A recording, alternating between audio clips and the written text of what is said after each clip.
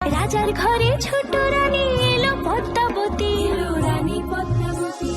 রাজার আরো 6টি রানীর ছিল না সন্তান, পদ্মাবতীর কোলালোতে মিলল সমাধান।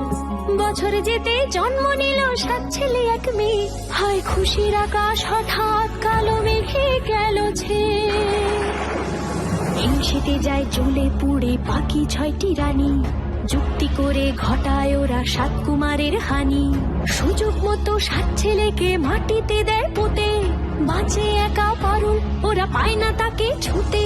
ধাইমা বাজায় সেই মেয়েকে বড় করে তোলে, 7 ভাইকে পায় যে পারুল 7টি চাপা ফুলে। এত কিছুর পরেও রাজার বিপদ যে কাটে না, সূর্য নগরে সুখের সূর্য আর ওঠে না।